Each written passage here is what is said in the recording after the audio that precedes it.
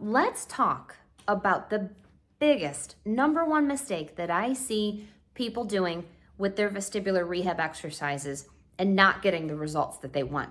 For those of you who don't know me, my name is Amy McMillin. I am a vestibular physical therapist in Northeast Ohio, and I'm here to bring you the most evidence-based, up-to-date information, providing you the ability to treat your dizziness at home with the best information that I can provide.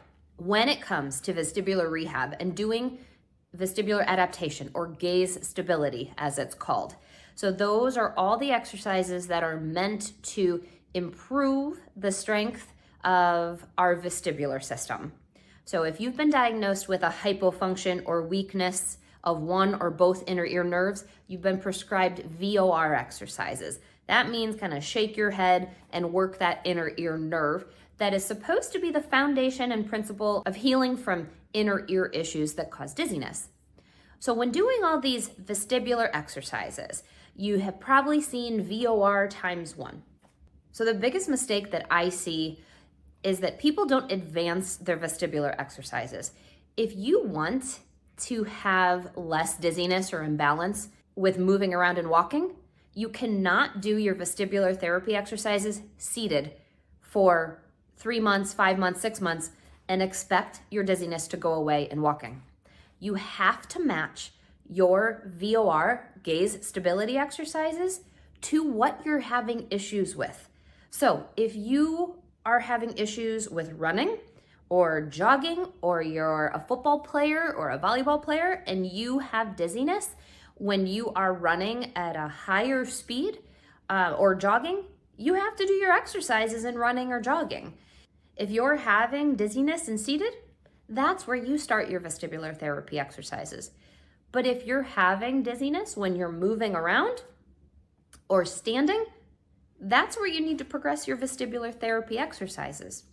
Then you have to progress your exercises to that functional impairment. So I'm going to link my beginner vestibular therapy exercises right up here. And that is a starting point. So if you're in the acute stages, having dizziness, just seated or just moving around, turning your head, that's where you're gonna start. And then I want you to advance. When you are no longer dizzy in seated exercises, you advance to standing.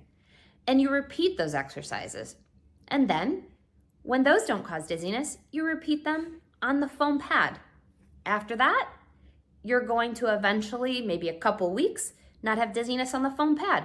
And that's when you advance to walking, which are going to be more difficult and increase your dizziness in every stage. So you meet your challenge, get the dizziness to go away, and then you go up in the progression.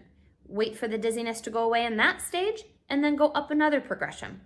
So when people tell me, Amy, I'm not seeing any difference when doing my exercises, I say, how are you doing your exercises? Well, I'm just sitting and I'm moving my head as fast as I can, and I've been doing them for 6 months, and I'm not feeling any different when I walk. Well, that's the biggest mistake. You never progress your exercises to your functional impairment, AKA walking.